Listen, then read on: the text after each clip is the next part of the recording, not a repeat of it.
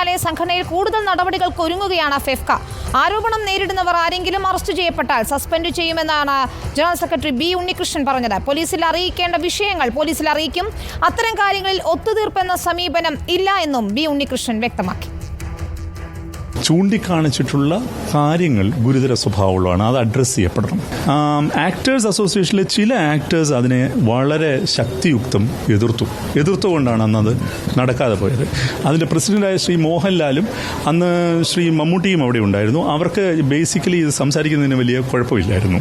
പിന്നീട് ആ എതിർത്തവരിൽ പലരും വളരെ പ്രോഗ്രസീവ് മുഖമായിട്ട് നിങ്ങളുടെ മുമ്പിൽ വരുന്നതും നമ്മൾ കണ്ടു. മുഴുവൻ പേരുകളും പുറത്തു വരണം എന്നുള്ളതാണ് ഫെഫ്കയുടെ സുചിന്തിതമായ നിലപാട്.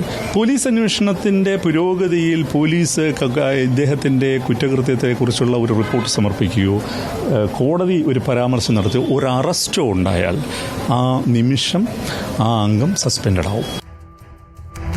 അലി അക്ബർ ഷാ നൽകും വിവരങ്ങൾ. അലി, ദിവസങ്ങൾക്ക് ശേഷം ഇപ്പോൾ ഫെഫ്ക ഭാരവാഹികളും പ്രതികരിച്ചു തുടങ്ങിയിരിക്കുന്നു. ജനറൽ സെക്രട്ടറി ബി ഉണ്ണികൃഷ്ണന്റെ പ്രതികരണമാണ് നമ്മളിപ്പോൾ കേട്ടത്. ഒരു തിരുത്തലിന് ഒരുങ്ങുകയാണ് ഫെഫ്കയും. പക്ഷെ അത് ഏത് രീതിയിലാണെന്നതാണ് ചോദ്യം. കാരണം ലൈംഗിക അതിക്രമം ആരോപണം അത് കേസാകുന്നു. ഇപ്പോൾ ഹേമ കമ്മിറ്റി റിപ്പോർട്ടിൽ ഗുരുതര വെളിപ്പെടുത്തലുകൾ വരുന്നു.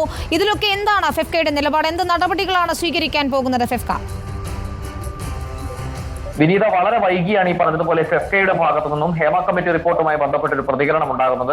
റിപ്പോർട്ട് പുറത്തു വന്നതിന് ശേഷം AMM എന്ന സംഘടനയുടെ പ്രതികരണം വൈകിയത് സ്വാഭാവികമായും ചർച്ചയായിരുന്നു. അതിനൊപ്പം തന്നെ ഉയർന്ന ചോദ്യമാണ് എന്തുകൊണ്ട് ഫെഫ്ക ഉൾപ്പെടെയുള്ള സംഘടനകൾ ഈ വിഷയത്തിൽ പ്രതികരിക്കുന്നില്ല എന്നത്.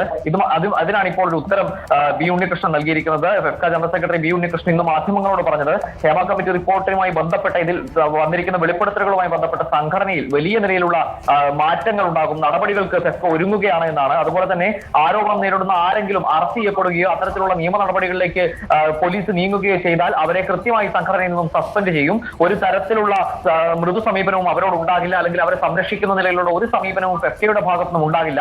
പോലീസിൽ അറിയിക്കേണ്ട നിലയിലുള്ള പരാതികളാണ് അംഗങ്ങൾക്കെതിരെ ആർക്കെങ്കിലും എതിരെ ഉയരുന്നതെങ്കിൽ അത് കൃത്യമായി പോലീസിൽ സംഘടന മുൻകൈയെടുത്ത് അറിയിക്കും. അത്തരം കാര്യങ്ങളിൽ ഒത്തുതീർപ്പ് പോലെയുള്ള ഒരു തരത്തിലുള്ള സമീപനത്തിലേക്കും കടക്കില്ല.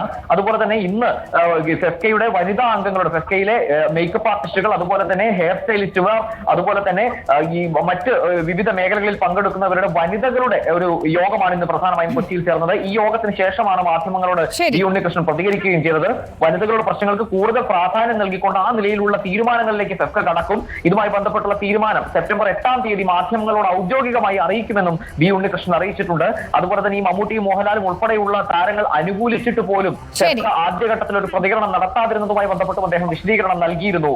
വിനീത, ശരി, അലി അക്ബർ ഷായാണ് വിശദമായ വിവരങ്ങൾ നൽകിയത്.